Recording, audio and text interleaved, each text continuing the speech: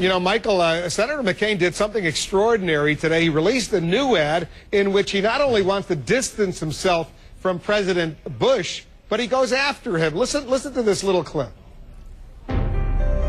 Washington's broken. John McCain knows it. We're worse off than we were 4 years ago. Only McCain has taken on big tobacco, drug companies, fought corruption in both parties. He'll reform Wall Street, battle big oil, make America prosper again. He's the original Maverick. All right, Michael, I mean, the fact that he's going after a sitting Republican president, a president almost for 8 years, and saying Washington's broken, we're worse off than we were 4 years ago, that's pretty extraordinary. It is pretty extraordinary, but it's also pretty understandable. John McCain has at least two advantages going into these things. He's not the vice president of a sitting president.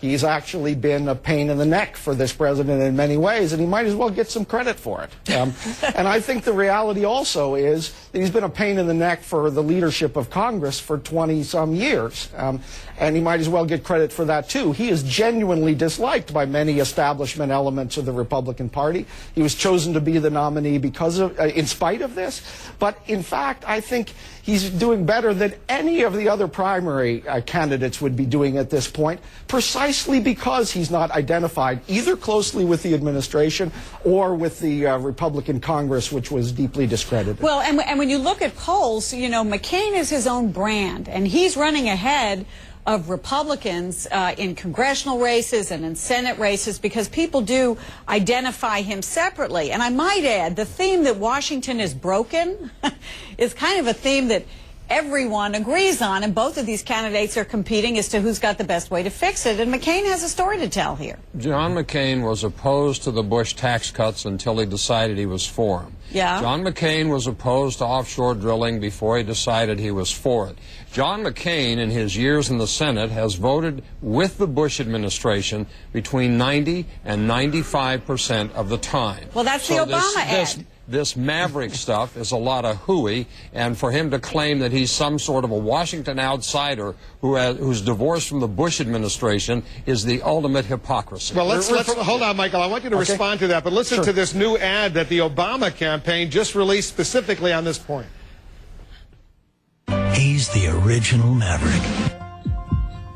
The President and I agree on most issues. There was a recent study that showed that I voted with the President over 90% of the time. John McCain supports Bush's tax cuts for millionaires, but nothing for 100 million households.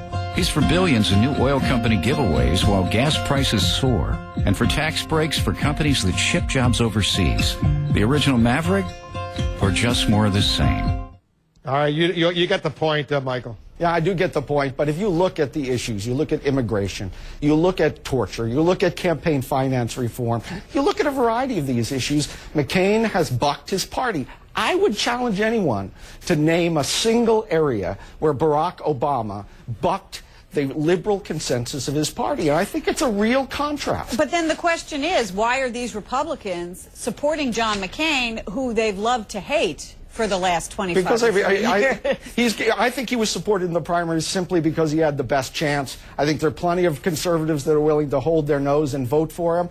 And, you know, I think that that's the main argument for the McCain candidacy, and he needs to press it. Jack? If any Republican can overcome the wretched stain of 8 years of George Bush and win the White House, we deserve whatever bad things will happen to us.